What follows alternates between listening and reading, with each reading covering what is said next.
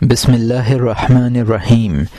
اے دل کی زندگی حسام الدین، بہت چھٹے دفتر کی جانب خواہش جوش مار رہی ہے۔ آپ سے علامہ کی کشش کی وجہ سے حسامی نامہ دنیا میں رائج ہو گیا۔ آپ کی رضامندی کے لیے میں پیش کرتا ہوں چھٹا دفتر مثنوی کی تکمیل کے لیے۔ اے مانوی، میں پیش کرتا ہوں چھٹا دفتر مثنوی کی تکمیل کے لیے۔ ان 6 دفتروں کے 6 جہت کو نور عطا کر دے تاکہ اس کا چکر وہ کاٹے جس نے چکر نہیں کاٹا۔ عشق کو 5 اور 6 سے کوئی واسطہ نہیں ہے۔ یار کی توجہ کے سوا اس کا اور کوئی مقصد نہیں ہے۔ جو سنتا ہے کہ بعد میں اجازت ہو جائے کہنے کے قابل راز کہہ دیے جائیں۔ یہاں مترجم نے حاشیے میں لکھا ہے کہ اے مولانا، اسے مولانا کا اپنے مرید ضیاء الحق حسام الدین کو خطاب ہے۔ قسم سادس یعنی مثنوی کا چھٹا دفتر جذب یعنی بات تمہاری باطنی کشش کے ہے۔ حسامی نامہ یعنی مثنوی جو ظاہر سے بے نیاز ہے اور حقیقت کا طالب ہے۔ چونکہ چھٹے دفتر سے مضامین مکمل ہو جائیں گے، لہٰذا اس کے بعد اور کوئی دفتر لکھنے کی ضرورت نہ رہے گی۔ شرائح کا یہی خیال ہے کہ اس دفتر میں مولانا نے تصنیف کے آخری اور بیش بہا مضامین ذکر کر دیے ہیں۔ 6 جہات بھی 6 ہیں اور دفتر بھی 6 لکھ دیے ہیں تاکہ ہر جہت میں اس کا نور حاصل ہو جائے۔ مثنوی کا اصل مقصد تو آب حق اور عشق حق ہے، اور عشق کو 5 دفتروں اور 6 دفتروں سے کوئی خاص تعلق نہیں ہے۔ مقصد پورا ہونے پر اسے تو چھٹا دفتر اس امید پر شروع کیا جا رہا ہے کہ شاید کچھ نہ کچھ اسرار بیان کرنے کی اجازت حاصل ہو جائے اور چھٹے دفتر میں یہ بیان کر دیے جائیں۔ اور یہاں حاشیہ ختم ہوتا ہے۔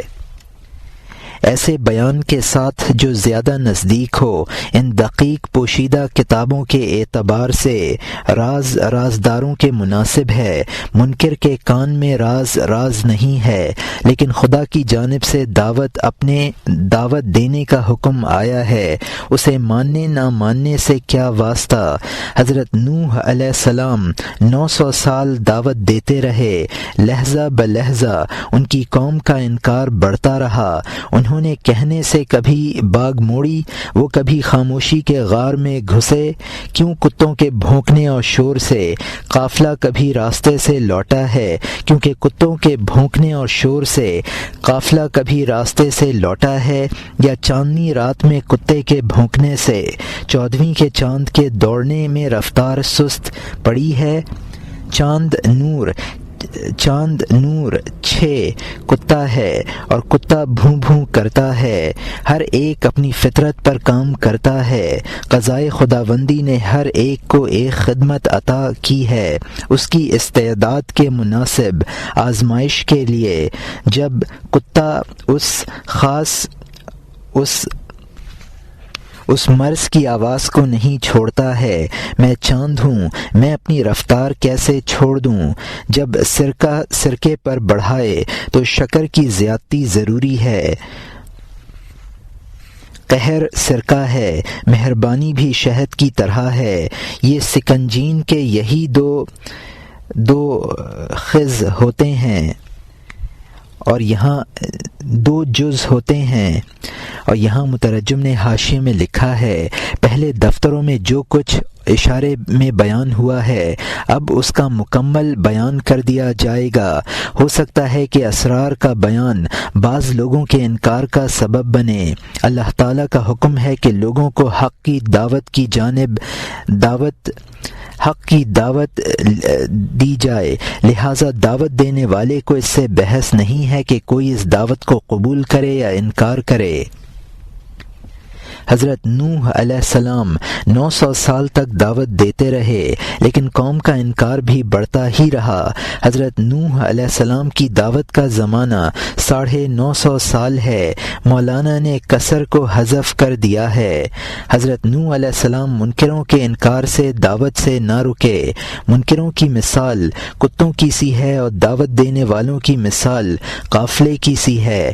قافلہ کتوں کے بھونکنے سے راستے سے واپس نہیں ہوتا ہے بلکہ آگے بڑھتا رہتا ہے۔ 14ویں کا چاند کتوں کے بھونکنے سے اپنی رفتار کم نہیں کرتا ہے۔ کتے کے بھونکنے کی آواز کو ہو کہا ہے۔ قدرت نے ہر شخص کی استعداد کے مطابق ہر ایک پر اس کو مامور کر دیا ہے، اور اس سے مقصد خداوندی اس کی آزمائش ہے۔ منکرین کے انکار سے دعوت کو ترک نہیں کیا جاتا تھا، اس میں اور شدت پیدا کر دی جاتی تھی۔ یہاں سرکے سے مراد منکروں کا انکار ہے۔ سکنجین جو امراض میں مفید ہے وہ سرکہ اور شہد سے بنتی ہے۔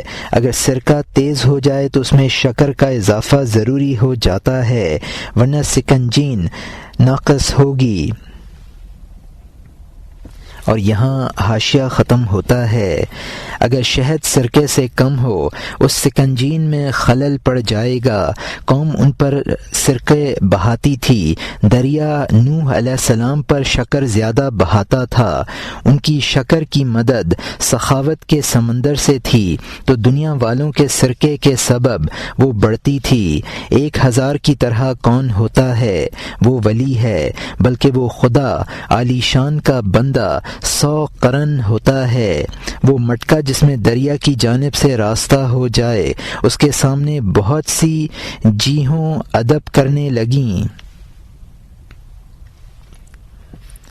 خصوصاً یہ دریا بلکہ تمام دریا جب انہوں نے یہ مثال اور شہرت سنی، اس شرم اور خجالت سے ان کا منہ کڑوا ہو گیا کہ دریائے اعظم کا نام دریائے احقر کا ساتھی ہو گیا۔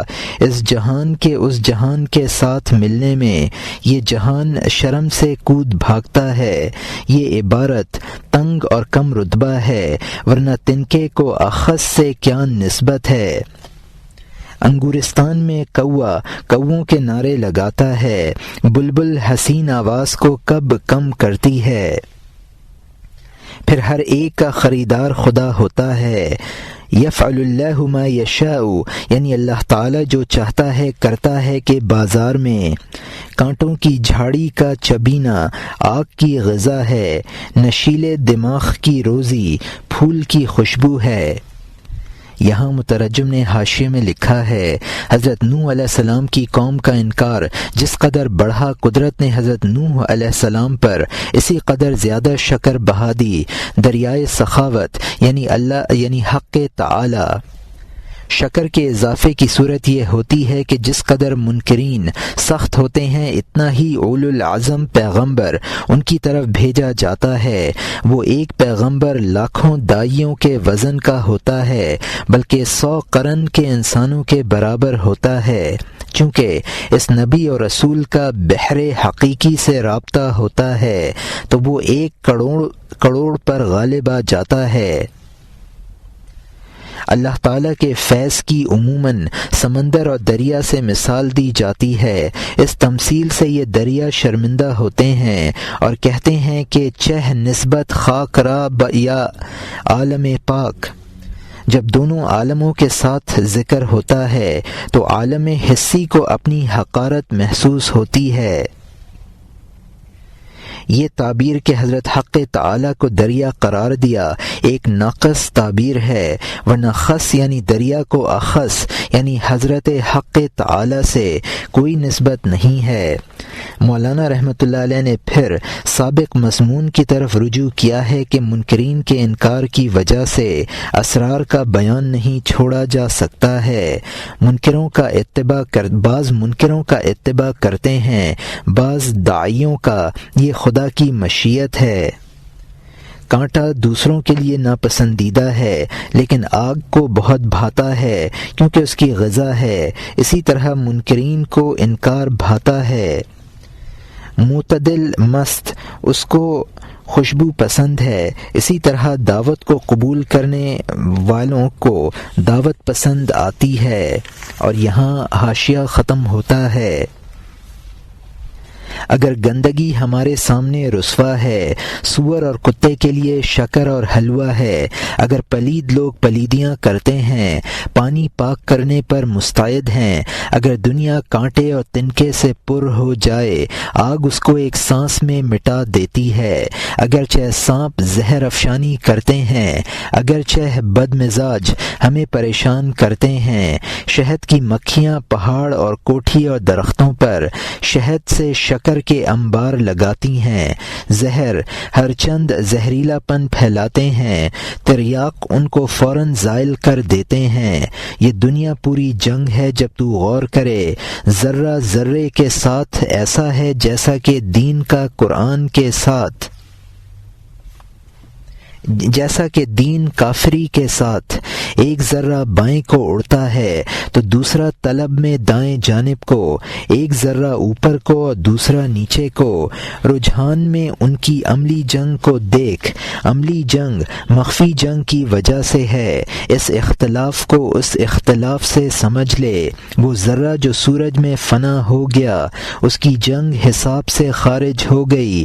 جب ذرے کا نفس اور سانس فنا ہو گیا، اس کی جنگ اب محض سورج کی جنگ ہے۔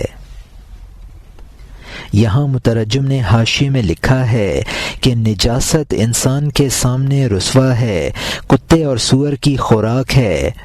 ہر چیز بتقاضائے فطرت اپنا کام انجام دے رہی ہے۔ نجاست نجس بناتی ہے تو پانی پاک کر دیتا ہے، یعنی منکرین انکار کرتے ہیں اور داعی ان کو بھلائی کی طرف بلاتے ہیں۔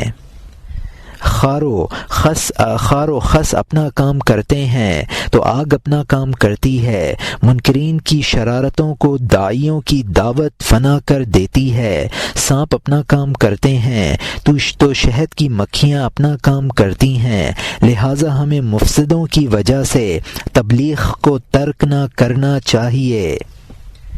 منکروں کے انکار سے جب زہر پھیلتا ہے تو مصلحین اپنے تریاق سے اس کا اثر زائل کر دیتے ہیں۔ اس عالم کا بقا ہی اختلاف سے ہے، لہٰذا منکرین کے اختلاف سے مصلح کو اپنا کام نہ روکنا چاہیے۔ عالم امکان مختلف اجزاء کا مجموعہ ہے، اس کے ہر ذرے کو دوسرے ذرے سے وہی نسبت ہے جو دین کو کفر سے۔ ایک ذرے کا رخ بائیں جانب ہے تو دوسرے کا دائیں جانب، ایک ذرے کا رخ اوپر کو ہے دوسرے کا نیچے کو۔ غرض کے ان ذروں کی باہمی کشمکش اور باہمی اختلاف ہے، یعنی ذرات عالم کا افعال و خواص میں مختلف ہونا۔ ذرات کا اختلاف اللہ تعالیٰ کے مختلف اسماء و صفات کا مظہر ہونے کی وجہ سے ہے۔ جب مقام فنا حاصل ہو جاتا ہے تو وہ اختلاف طبعی اس ذرے کی طرف منسوب نہیں رہتا ہے۔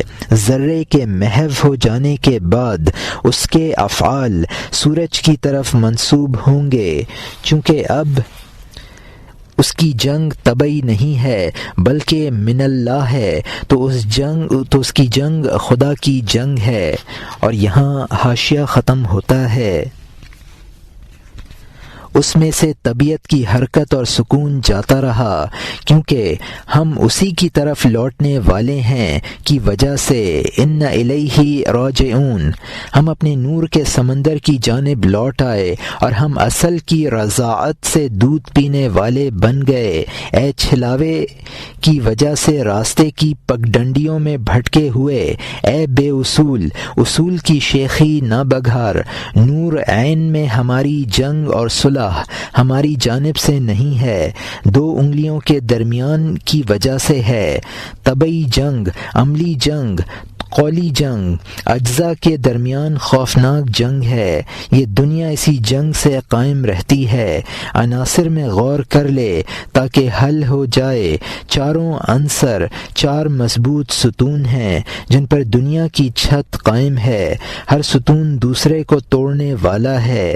پانی کا ستون آگ کے ستون کو توڑنے والا ہے، تو دنیا کی بنا ازداد پر ہے، لا محالہ نقصان اور نفع کے اعتبار سے لڑنے والے ہو گئے۔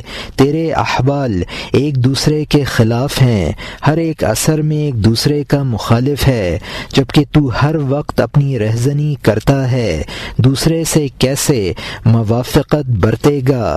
اپنے احوال کے لشکروں کی فوج کو دیکھ لے، ہر ایک دوسرے کے ساتھ جنگ اور کینہ میں ہے۔ یہاں مترجم نے حاشیے میں لکھا ہے، فنا کے بعد ذرے کا ہر سکون و حرکت اس کا اپنا نہیں ہے بلکہ من جانب اللہ ہے، یعنی عارفین فانی فی اللہ ہیں۔ جو فنا کے مقام پر نہیں پہنچا اس کے افعال خود اس کی طرف منسوب ہیں اور اللہ تعالیٰ کی طرف منسوب کرنے چاہیے، لافزنی نہ کرنی چاہیے۔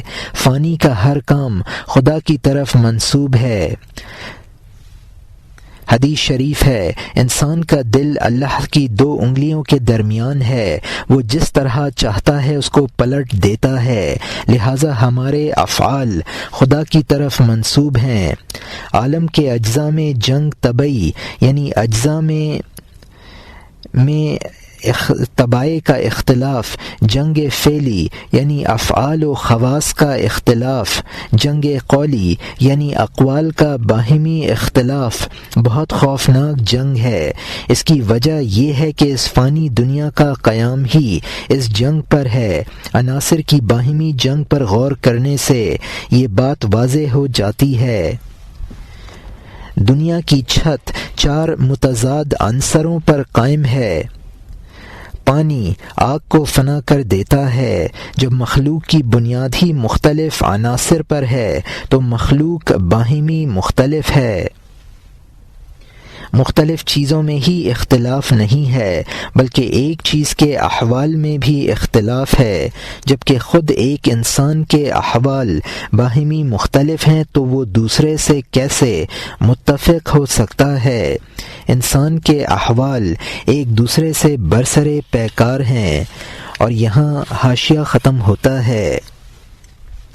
ایسی سخت لڑائی کو تو اپنے اندر دیکھ لے، تو دوسروں کی جنگ میں کیوں مبتلا ہے، تاکہ شاید اللہ تعالیٰ تجھے اس جنگ سے نجات دے دے، تجھے صلح کے ایک رنگ کے یک رنگ جہان میں پہنچا دے، وہ جہاں باقی اور آباد کے سوا کچھ نہیں ہے، کیونکہ وہ ترکیب ازداد کی نہیں ہے، یہ باہمی فنا کرنا ضد سے ضد کو پہنچتا ہے۔ جب ضد نہ ہو تو بقا کے سوا کچھ نہ ہوگا۔ اس بے نظیر نے بہش سے ضد کی نفی کر دی کہ نہ سورج ہوگا اور نہ اس کی ازداد زمہریر، اس کی ضد زمہریر۔ بے رنگی رنگوں کی اصل ہے، صلحیں جنگوں کی اصل ہیں۔ وہ جہاں اس پرغم گھر کی اصل ہے، ہر ہجر اور فراق کی اصل وصل ہے۔ یہ باہمی مخالفت کس چیز سے اور کہاں سے آتی ہے، اور یہ وحدت ان مخالف چیزوں میں کس چیز سے پیدا ہوتی ہے؟ اس لیے کہ ہم فرا ہیں اور چار ازداد اصل ہیں۔ اصل نے فرا میں اپنی خصلت پیدا کر دی ہے۔ روح کا گوہر چونکہ ان ازداد سے جداگانہ چیز ہے، اس کی خصلت یہ نہیں ہے، خدائی خصلت ہے۔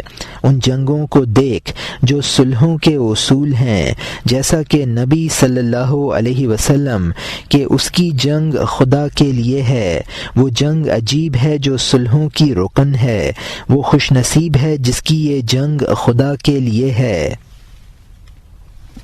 یہاں مترجم نے حاشیے میں لکھا ہے، اگر انسان اپنے احوال پر نظر کرے تو دوسروں سے جنگ کرنے میں مشغول نہ ہو۔ اگر خدا کسی کو صلح کے یکرنگ جہاں میں پہنچا دے تو بے شک وہ اختلاف سے بچ سکتا ہے۔ عالم آخرت کی ترکیب ازداد سے نہیں ہے، لہٰذا اس میں بقا ہے۔ عالم دنیا کی فنا ازداد کی ترکیب کی وجہ سے ہے۔ عالم آخرت میں نہ سورج کی گرمی ہوگی نہ جاڑے کی سردی۔ عالم آخرت اصل اور مقصود ہے۔ عالم شہود میں عالم آخرت ہی متصرف ہے، وہی بے رنگ یہاں آ کر رنگ حاصل کر لیتا ہے، اور وہی اشیاء جن میں وہاں صلح تھی یہاں آ کر جنگ اختیار کر لیتی ہے۔ عالم آخرت میں وصل ہے اور عالم دنیا میں ہجر و فراق ہے، اور ہجر و فراق کی اصل وصل ہوتا ہے۔ عالم دنیا میں جو باہمی اختلاف اور اتحاد ہے اس کی وجہ یہ ہے کہ اس عالم کی بنیاد ازداد پر ہے، اور چونکہ ان اشیاء میں روح بھی ہے جو اس عالم ازداد سے نہیں ہے، اس کی وجہ سے باہمی اتحاد پیدا ہوتا ہے۔ روح کا تقاضا اختلاف نہیں ہے، اس میں کبریائی اخلاق ہیں جو اتحاد پیدا کر دیتے ہیں۔ رسولوں کے جہاد شر کو ختم کرنے کے لیے ہیں، لہٰذا وہ جنگیں صلح کے اصول ہیں۔ یہ جنگ دراصل فتنے کو ختم کرنے کے لیے ہے، اور یہ جنگ اپنی ذات کے لیے نہیں بلکہ خدا کے لیے ہوتی ہے۔ اور یہاں حاشیہ ختم ہوتا ہے۔ وہ دونوں جہان میں غالب اور فاتح ہے، اس غالب کی شرح منہ میں نہیں سماتی۔ جیہوں کے پانی کو اگر کوئی نہ کھینچ سکے، پیاس کی بقدر سے بھی تعلق منقطع نہ کرے۔ اگر تو مانوی سمندر کا پیاسا ہے تو مثنوی کے جزیرے کی سیر کر، تو اس قدر سیر کر کہ ہر سانس میں مثنوی کو صرف مانوی دیکھنے لگے۔ ہوا جب گھاس کو نہر کے پانی سے جدا کر دیتی ہے، پانی اپنی یک رنگی دکھاتا ہے۔ مونگے کی نئی شاخیں دیکھ لے، جان کے پانی سے اگے ہوئے میوے دیکھ لے۔ جب حرف اور آواز اور سانس سے جدا ہو جائے، ان سب کو چھوڑ کر دریا ہو جائے، بات کہنے والا اور بات سننے والا اور باتیں آخر میں تینوں روح بن جائیں گی۔ روٹی دینے والا اور روٹی لینے والا اور پاک روٹی صورتوں سے سادہ بن جائیں گی، مٹی بن جائیں گی، لیکن ان کی روح تین مقام پر ہوگی، مرتبوں میں بھی جداگانہ اور دوام میں بھی۔ صورت مٹی ہو گئی لیکن معنی نہ ہوئے، جو کہے کہ ہو گئے تو اس سے کہہ دے نہیں ہوئے۔ عالم روح میں تینوں منتظر ہیں، کبھی صورت سے متنفر اور کبھی قرار پانے والے۔ یہاں مترجم نے حاشیے میں لکھا ہے، اس طرح کی جنگ کرنے والا دونوں جہان میں غالب رہتا ہے۔ آب جیہوں کا مطلب ہے کہ ان جنگوں کے فضائل جو معیت حق کے ساتھ ہوتی ہیں دریائے ناپیدا کنار ہیں، اگر ان کی پوری فضیلت نہیں بیان کی جا سکتی ہے تو بقدر ضرورت بیان ضروری ہے۔ ما لا یدرک کلہ لا یترک کلہ، یعنی جس چیز کا کل حاصل نہ کیا جا سکے اس کا پورا چھوڑا نہیں جاتا ہے۔ اگر یہ مقصد حاصل کرنا ہے تو مثنوی کی سیر کر اور اس کے معانی پر غور کر۔ دریا جو گھاس میں چھپا ہوا ہے، جب ہوا اس کی گھاس ہٹاتی ہے تو دریا کی یکرنگی نظر آنے لگتی ہے، یہی حال مثنوی کا ہے۔ الفاظ کو ہٹا کر معانی پر غور کیا جائے تو حقیقت واضح ہوگی۔ گھاس ہٹ جانے کے بعد دریا میں مونگے کی شاخیں نظر آئیں گی۔ کسی مضمون کے لیے حروف بمنزلہ گھاس کے ہیں، غور کرنے کے بعد کہنے والا اور سننے والا اور حروف سب حقیقت بن جاتے ہیں۔ اس کی مثال ایسی ہے جیسے روٹی دینے والا اور روٹی کھانے والا اور روٹی اپنی صورتیں ختم کر دینے کے بعد سب خاک بن جاتے ہیں۔ یہ تینوں چیزیں روح بن جائیں گی، لیکن ہر روح کا مقام جدا گانا ہے۔ جسم فانی ہے اور روح باقی ہے، اس کے بقا کا انکار نہ کرنا چاہیے۔ صورت کے فنا ہونے کے بعد روح ہمیشہ کے لیے صورت سے علیحدہ نہیں ہوتی۔ حضرت حق تعالی اس کو مختلف صورتیں عنایت کرتے رہتے ہیں۔ اور یہاں حاشیہ ختم ہوتا ہے۔ حکم ہوتا ہے جسموں میں جا چلی جاتی ہے، پھر اسی کے حکم سے علیحدہ ہو جاتی ہے۔ اس کے لیے خلق ہے اور اس کے لیے امر ہے۔ لہ الخلق لہ الامر، تو سمجھ لے، خلق صورت ہے، امر اس پر سوار روح ہے۔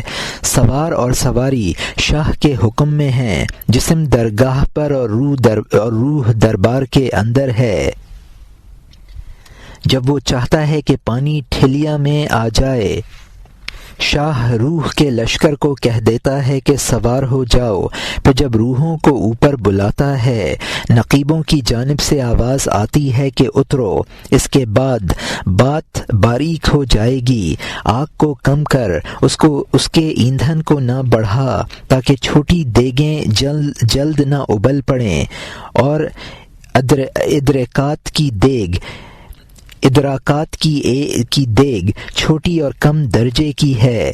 وہ سبحان پاک ہے جو سیبوں کا باغ لگاتا ہے، ان کو حروف کے ابر میں پوشیدہ کر دیتا ہے۔ اس آواز اور حروف اور گفتگو کے ابر کی وجہ سے ایسا پردہ ہے کہ سیب کی خوشبو کے سوا کچھ نہیں آتا، تو اس خوشبو کو ضرور ہوش کے ساتھ خوب کھینچ تاکہ تجھے کان پکڑ کر اصل کی جانب لے جائے۔ خوشبو کی حفاظت کر اور زکام سے بچ، جسم کو عوام کی سرد ہوا اور ہستی سے چھپا تاکہ تیرے نتنے اثر سے بند نہ ہو جائیں۔ اے مخاطب، ان کی ہوا جاڑوں سے زیادہ سرد ہے۔ وہ جماعت جیسے اور ٹھٹرے ہوئے عجیب جسم ہیں، ان کے سانس برف کے تودے سے نکل رہے ہیں۔ یہاں مترجم نے حاشیے میں لکھا ہے، کبھی روح کے مصور ہونے کا حکم ہوتا ہے، کبھی مجرد ہونے کا۔ لہ الخلق لہ الامر، اس آیت میں خلق سے صورت اور امر سے روح مراد ہے۔ جسم چونکہ مادی ہے اس لیے بارگاہ سے باہر ہے، اور روح چونکہ مجرد ہے اس لیے اس کا رتبہ بارگاہ کے اندر ہے۔ جب روح خدا کو مصور کرنا چاہتا ہے، اس کو حکم دے دیتا ہے کہ جسم کی سواری پر سوار ہو جا۔ جب پھر ان کو جسم سے مجرد کرتا ہے تو ان کو حکم دیتا ہے کہ اپنی سواریوں سے اتر آؤ۔ اب یہ بات عوام کے ذہن سے دور ہو رہی ہے، لہٰذا اس کو ختم کر دیا جائے۔ آتش سے کلام اور ہیزم سے اس کی طوالت مراد ہے۔ روح کے جسم میں آنے جانے کی پوری کیفیت عوام کی عقول سے بالاتر ہے۔ اللہ تعالی معانی کے سیبستان پیدا فرماتا ہے اور ان کو حروف کے ابر میں پوشیدہ کر دیتا ہے، اور لوگوں کو صرف خوشبو پہنچتی ہے۔ جب اسرار کی خوشبو پہنچے تو اس کے ذریعے اصل تک پہنچنے کی کوشش کر۔ خوشبو کی حفاظت کر اور اپنے آپ کو زکام سے بچا جو عوام کے خلط ملت سے پیدا ہوتا ہے۔ عوام کی صحبت روحانی امراض پیدا کرنے میں بہت سخت ہے۔ عوام کی صحبت سے جسم ٹھٹر جاتا ہے، اور جب ایسا ہو تو کسی کامل کی صحبت اختیار کر۔ یہاں برف سے مراد عوام کی صحبت ہے، اور یہاں حاشیہ ختم ہوتا ہے۔ جب زمین اس برف کا کفن پہن لے، حسام الدین کے سورج کی تلوار چلا دے، خبردار مشرق سے اللہ کی تلوار کو نکال لے، اس سورج سے اس درگاہ کو گرم کر دے، وہ سورج برف کے خنجر مار دے گا، پہاڑوں سے زمین پر بہت سے بہاؤ بہا دے گا، کیونکہ وہ نہ شرقی ہے نہ غربی ہے، وہ شب و روز منجم سے لڑائی میں ہے کہ تو نے کیوں میرے علاوہ بے ہدایت ستاروں کو کمینہ پن اور اندھے پن سے قبلہ بنا لیا ہے، یہاں تک کہ تجھے اس امین کی بات بھلی نہ لگی۔ قرآن میں ہے کہ لا احب العافلین، کہ میں غروب کرنے والوں سے محبت نہیں کرتا۔ تو نے سورج کے سامنے دھنک کمان کا پٹکا باندھا، اسی وجہ سے تو اور سورج شق ہو گیا سے رنجیدہ ہے۔ انشق القمر، تو اس کا منکر ہے کہ الشمس کورت، یعنی سورج لپیٹ دیا جائے گا، تیرے نزدیک سورج بلند مرتبہ بنے، تو ہوا میں تصرف ستارے سے سمجھا ہے، اس لیے تجھے اذن نجم الہوا، یعنی جب کہ ستارہ گر جائے گا، ناپسند ہے۔ چاند یقیناً روٹی سے زیادہ مؤثر نہیں ہے۔ اے مخاطب، بہت سی روٹیاں ہیں جنہوں نے روح کی رگ کاٹ دی ہے، یقیناً زہرہ پانی سے زیادہ مؤثر نہیں ہے۔ اے مخاطب، بہت سے پانی ہیں جنہوں نے جسم کو تباہ کیا ہے۔ اس ستارے کی محبت تیری جان میں ہے اور دوست کی نصیحت کھال سے باہر کان سے ٹکراتی ہے۔ اے فلاں، ہماری نصیحت تجھ میں اثر نہیں کرتی ہے، سمجھ لے تیری نصیحت بھی ہم میں اثر نہیں کرتی۔ یہاں مترجم نے حاشیے میں لکھا ہے کہ یہاں حسام الدین سے مراد کامل ولی ہے۔ سورج کی حرارت سے برف گھل جائے گا۔ اولیاء کی صحبت ایسا سورج ہے جس کا شرق اور غرب سے تعلق نہیں ہے۔ یہ سورج منجم سے کہتا ہے کہ تو نے ستاروں کو اپنا قبلہ کیوں بنا رکھا ہے؟ حضرت ابراہیم علیہ السلام نے کہا تھا، میں ان غروب ہو کر جانے والے ستاروں کو پسند نہیں کرتا ہوں۔ انشق القمر، یعنی نجومی قمر کے شق ہونے کی بات سے ناخوش ہوتا ہے۔ نجومی اس بات کا بھی منکر ہے کہ قیامت میں سورج کو بے نور کر دیا جائے گا اور ستارے ٹوٹ جائیں گے۔ بے شک علم نجوم سے فوائد ہیں، لیکن ستاروں کو مؤثر حقیقی سمجھنا غلطی ہے۔ جیسے روٹی میں فوائد ہیں لیکن اس کا غلط استعمال ہلاک کر دیتا ہے، نیز زہرہ ستارے میں پانی سے زیادہ تاثیر نہیں ہے، لیکن پانی کا غلط استعمال بھی بربادی کا سبب ہے۔ ستارے کی محبت نجومی کے دل سے پیوستہ ہو گئی ہے اور نصیحت صرف کان کے اوپر لگتی ہے۔ منکر پر ہماری نصیحت اثر نہیں کرتی ہے، ہاں اگر خدا اس کے کان کھول دے تو نصیحت اثر کرنے لگے۔ اور یہاں حاشیہ ختم ہوتا ہے۔ اس کے سوا کہ دوست کی جانب سے خاص کنجی آ جائے، کیونکہ آسمانوں کی کنجیاں اس کی ملکیت ہیں، یہ بات بھی ستارے اور چاند کی طرح ہے، لیکن خدا کے حکم کے بغیر اثر نہیں کرتی ہے۔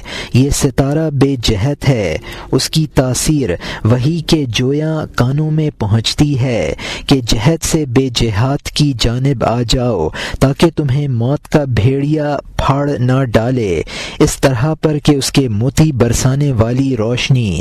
دنیا کا سورج صفت میں اس کی چمگادڑ ہے، 7 نیلے آسمان اس کی غلامی میں ہیں، چاند کا قاصد اس سے تپ اور دق میں ہے، زہرہ نے سوال کا ہاتھ اس سے وابستہ کر دیا ہے، مشتری نقد جان لے کر اس کے سامنے آ گیا ہے، زحل اس کی دست بوسی کی خواہش میں ہے لیکن اپنے لیے یہ رتبہ نہیں دیکھتا ہے، مریخ کے ہاتھ پاؤں اس سے زخمی ہیں، عطاروں نے اس کے سبب سینکڑوں قلم توڑ دیے ہیں۔ یہ ستارے نجومی سے جنگ میں ہیں کہ اے وہ جس نے جان کو چھوڑ کر رنگ کو پسند کر لیا ہے، جان وہی ہے اور ہم سب رنگ اور نقوش ہیں، اس کی فکر کا ہر ستارہ ستاروں کی جان ہے، فکر کہاں ہے وہاں تو سب پاک نور ہے۔ اے متفکر، فکر کا لفظ تیرے لیے ہے، بلندی میں ہر ستارے کا ایک خانہ ہے، ہمارا ستارہ کسی خانے میں نہیں سماتا ہے۔ یہاں مترجم نے حاشیے میں لکھا ہے، یعنی خدائی نصیحت ستارے کی طرح ہے جو خدا کے حکم سے ہی مؤثر بنتی ہے۔ ستارہ یعنی دوست کی نصیحت اسی پر اثر کرتی ہے جو وحی کا مشتاق ہے۔ انسانوں کو با جہت ستارے کو چھوڑ کر بے جہت ستارے یعنی دوست کی نصیحت کی طرف رجوع کرنا چاہیے تاکہ ہلاکت سے بچ سکیں۔ یہ بے جہت ستارہ اس قدر منور ہے کہ سورج اس کی شعاع سے چمگادڑ کی طرح منہ چھپاتا ہے۔ اس ستارے کے 7 آسمان غلام ہیں۔ چاند اس کے سامنے تپ اور دق میں مبتلا نظر آتا ہے۔ زہرہ ستارہ اس کا بھکاری ہے، مشتری اس پر جان نثار کرتا ہے۔ زحل ستارہ اس کی دست بوسی کرنا چاہتا ہے لیکن اپنے آپ کو اس فضیلت کا مستحق نہیں سمجھتا ہے۔ مریخ جو جلاد افلاق ہے، اس نے اس کی خدمت میں اپنے ہاتھ پاؤں زخمی کر لیے ہیں۔ اتاروں پر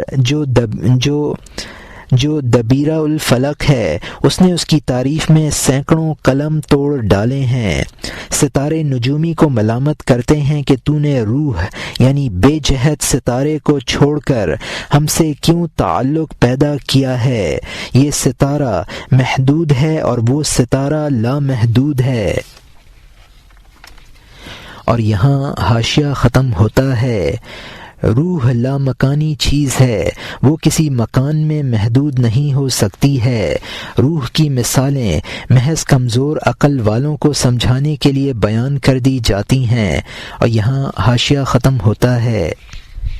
بے جہت جان مکان میں کب جاتی ہے، لامحدود نور کی حد کہاں ہوتی ہے، لیکن ایک مثال اور تصویر بنا دیتے ہیں تاکہ کمزور دردمند سمجھ لیں۔ وہ مثل نہیں ہوتی لیکن وہ مثال ہوتی ہے تاکہ منجمد عقل کو کشادہ کر دے۔ سر کی عقل تیز ہے لیکن سست قدم ہے کیونکہ دل ویران ہے اور جسم درست ہے۔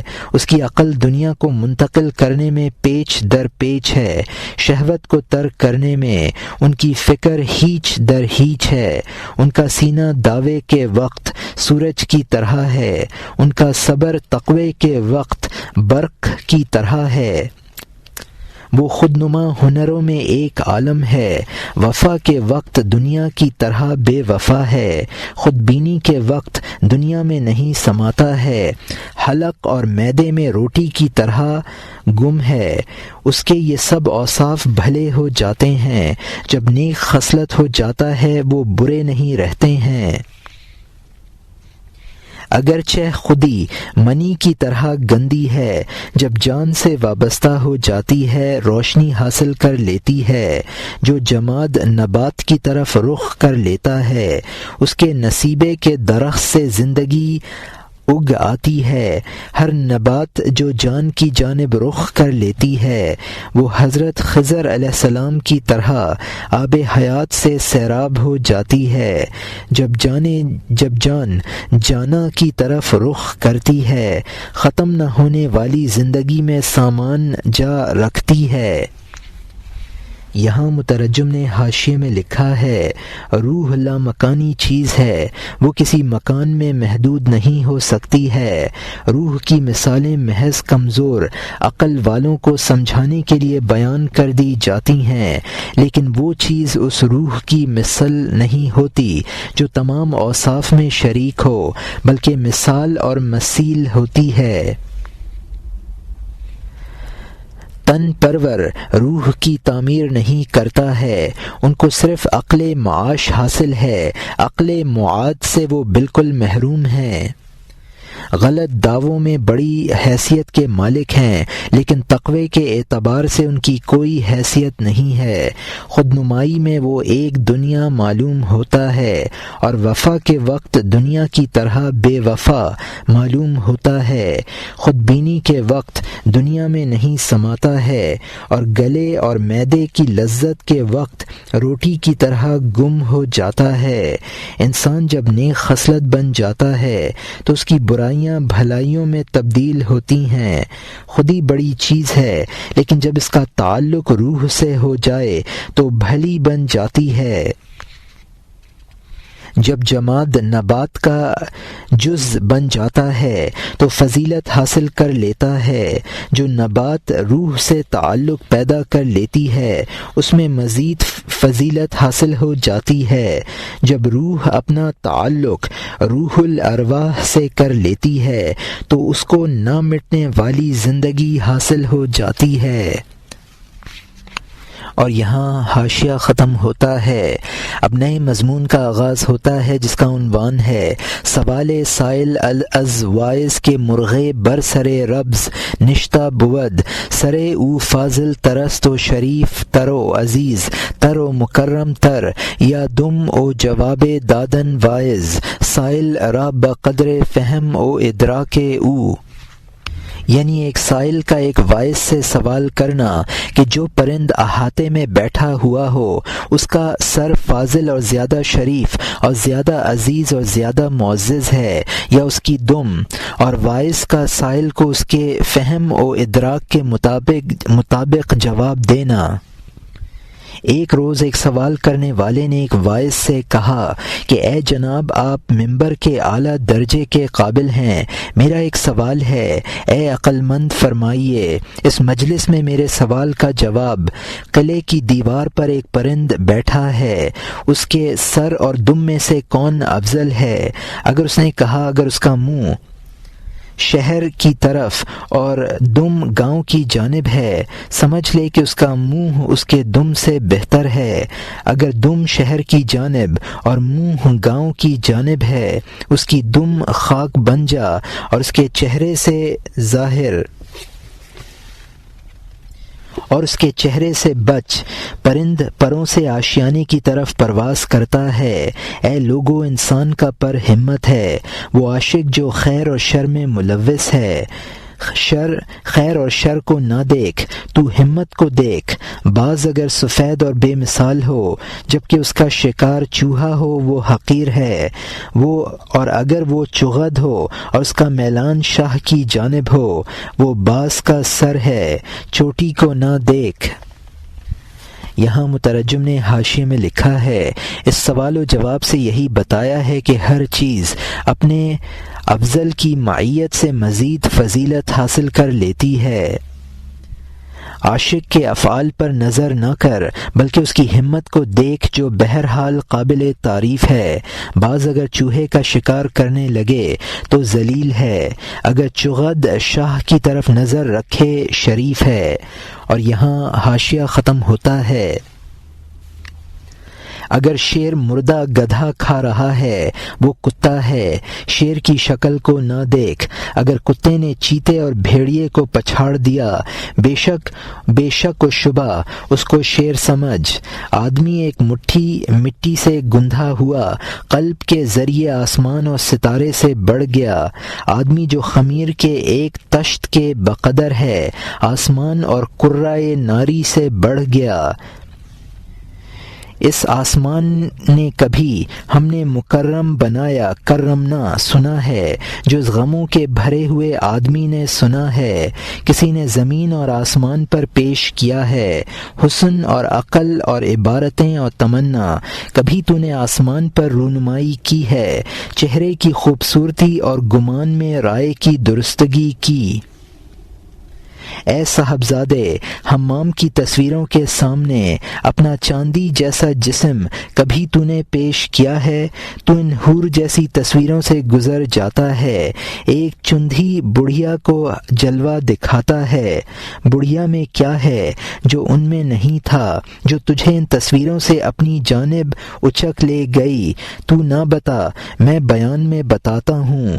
عقل اور حس اور ادراک اور تدبیر اور جان ہے، بڑھیا میں جان ہے جو آمیزش کرنے والی ہے۔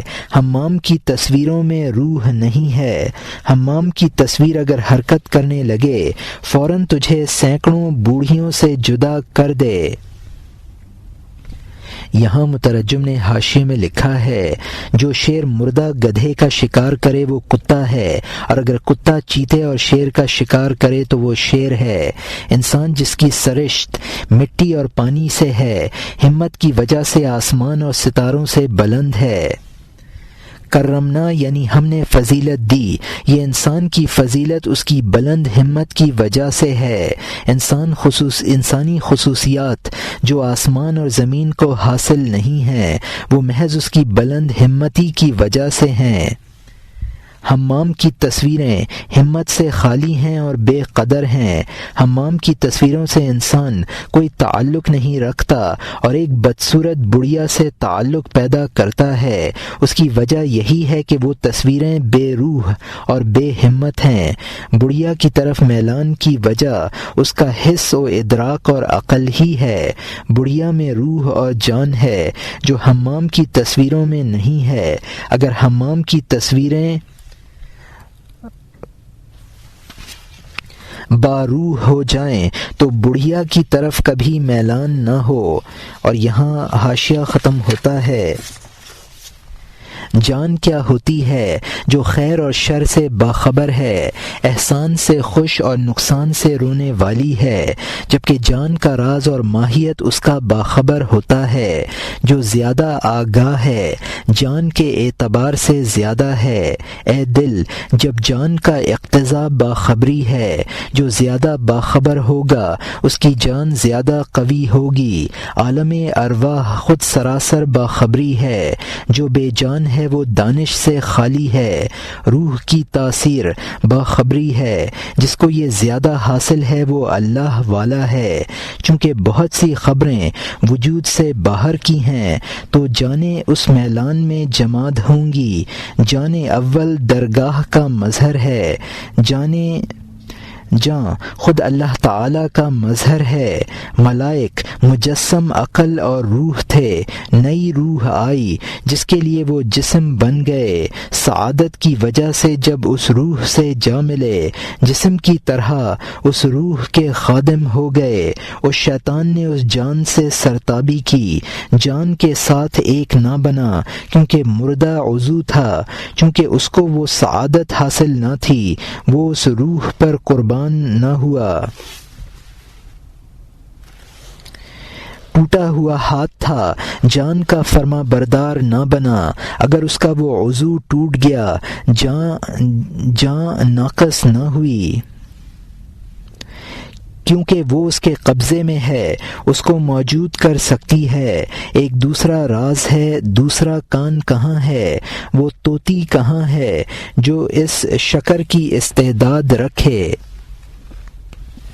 یہاں مترجم نے حاشیے میں لکھا ہے، جان کے خواص یہ ہیں کہ وہ بھلے برے کو پہچانتی ہے، احسان سے خوش اور نقصان سے غمگین ہوتی ہے۔ جب جان کے یہ خواص ہیں تو جو زیادہ باخبر ہوگی وہ مکمل جان ہوگی، اور جو شخص زیادہ باخبر ہوگا اس کی جان زیادہ قوی ہوگی۔ بے جان دانش اور عقل سے خالی ہوتا ہے۔ روح کی تاثیر آگاہی ہے، جو روح اس صفت میں بڑھی ہوئی ہوگی وہ خدائی روح ہوگی۔ اگر طبیعت میں علم و احساس کا مادہ نہیں ہے تو وہ ذی روح بمنزلہ جماعت کے سمجھا جائے گا۔ وہ روح جو مدبر بدن ہے وہ اللہ کی صفات کا مظہر ہے، اور جان کی جان جو علوم و معارف سے متصف ہو جاتی ہے وہ مظہر ذات حق ہو جاتی ہے۔